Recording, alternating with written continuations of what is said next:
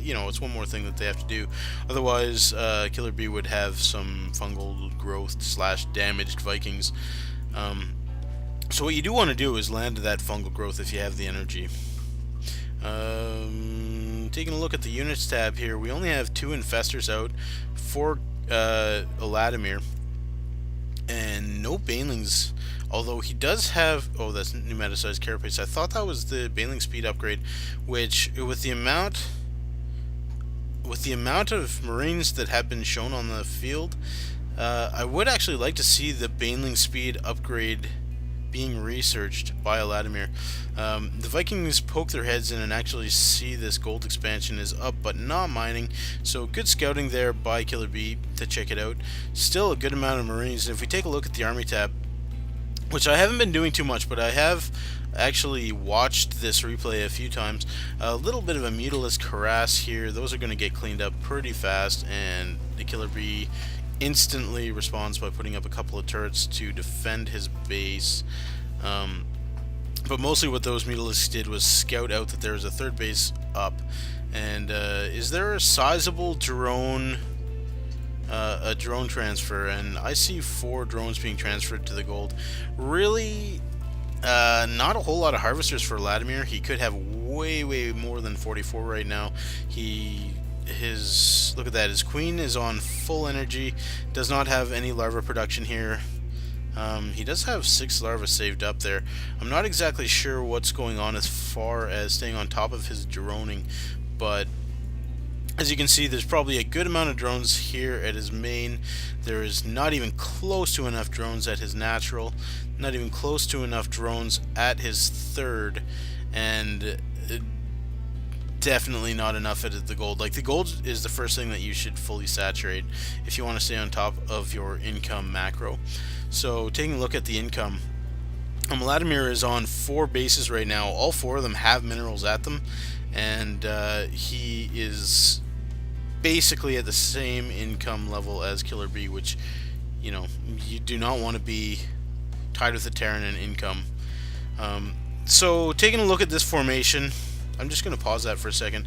What do we have here? We have a whole bunch of Marines, and if fungal growth goes off, that catches almost nothing. That was not a very good fungal growth. But we have Vikings coming at the front. We have 5 infestors, all of which, well, this one just actually casts fungal growth, but there's 4 infestors that have enough energy for a fungal growth, and could definitely have fungal growth all of these guys. So let's take a look at what Eladimir decides to do with this. But we have the infestors running back to try to save their asses and go behind the roaches, which of course is good. But KillerB smartly decides to turn off and actually attack this base here. We have 5 banelings? 5 banelings coming up. Good fungal growth. 1 good fungal growth, but we had like 1 infestor running up to fungal, as opposed to, okay, so let's pause that again. We had 1 fungal growth go off from a lead infestor. And the reason for that is what Eladimir did was he had his infestors selected at this point here, and then he hit fungal growth and then fungaled at, you know, this mass of Marines. Whereas what he should have done was had all these infestors hotkeyed to 2. You have to move command until you're in range of the Marines, and then fungal all 3 at the same time, and then move your infestors back. So unfortunately, he didn't get that timed exactly right. But when KillerB also chased those infestors as well, one of the infestors could have been there ready to fungal growth those again. Now these medevacs are going to be heavily taxed on how much they can actually heal, but they're doing pretty good right now of healing all of these Marines back up. So another good fungal growth is going to take off some more damage, but unfortunately he doesn't really, I mean, so you can see by all the orange that the fungal growth did actually take a decent toll, but between fungal growths, he left too much time for the medevacs to be able to heal up. Now, the medevacs are all out of energy, so some more fungal growths, and these roaches should be able to clean this up fairly well. Could have had a little bit better infestor macro, as I explained earlier. Does he have enough? Like, I'm looking at this one infestor, and oh, that was a roach that I selected. But okay, so he comes in and cleans up with these zerglings, but unfortunately he lost his gold expansion. We'll take a look at the harvester count. Still 48 because he's had to pump out army units, and he does have still 5 infestors. So these 5 infestors, I guess, and we want to take a look at how much. Like, they don't have a huge amount of energy, as you can see by the purple tabs there. He's got 5 infestors, and they're basically trying to save his offensive efforts here. He doesn't have almost anything left. Taking a look at the army tab. Oh, the army tab is actually in Eladimir's favor right now, because KillerB lost so much there in that attack. But what does KillerB have? He has a 3rd base up and running, and in the income tab we can see he has 80 harvesters, so he's going to actually have a better macro game than Eladimir at this point. So let's take a look at what Eladimir wants to do with these infestors. And I'm sorry if I'm focusing a little bit too much on the Zerg side of things, but part of it is because okay, so a bunch of infested Terrans pop up, do almost no damage thanks to the planetary fortress and the bunker here. So good defense, and Eladimir manages to get 4 infestors out. Where did the 5th one go? I guess he lost one infestor there. To that scan? No. Yes. And looks like I missed something else. I'm sorry. There's an army in here in KillerB's base. So here's what happened. Eladimir actually doing a 2-pronged attack, and I really should have caught this because I've seen this replay a couple of times now. But he does load up a whole bunch of roaches into these overlords. Leads with empty overlords because he knows there's turrets in KillerB's base. So, and that's of course what you want to do. So excellent play there by Eladimir to have a successful drop. And while these, I'll just click over here. So while that gets fended off, and KillerB is tricked into sending his entire army over to defend his base there, Eladimir gets a huge drop off right there of roaches into KillerB's base. He is focusing down reactors, tech labs, a whole bunch of these add-ons on these buildings, which is a smart thing to do because there, as you can see, are no SCVs there in KillerB's base. So he does manage to actually pick off this Thor as well with all these roaches. He has a few Zerglings in here. Can he take out many production buildings? He's not focusing anything. There is a Banshee that pops out of that starport.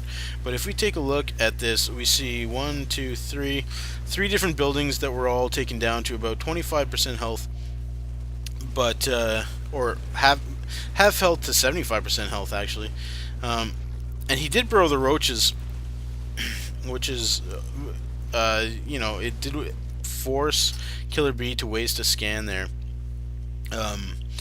But I would have actually liked to see Eladimir pick up his roaches, and once he saw that the army was coming towards him, and not just abandon the army to their ultimate doom.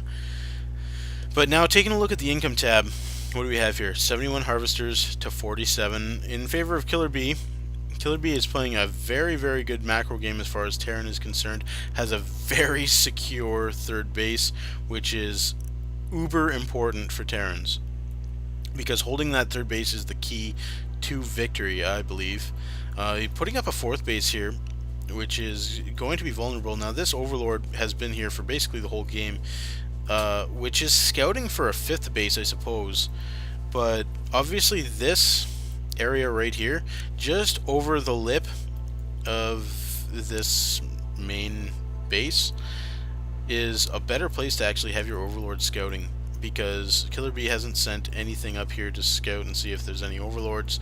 So just one thing to keep in mind, and then you can always put a second overlord back here if you want. But yeah, KillerB sending basically his whole army down towards Eladimir. Gonna check this gold and see if there's anything here.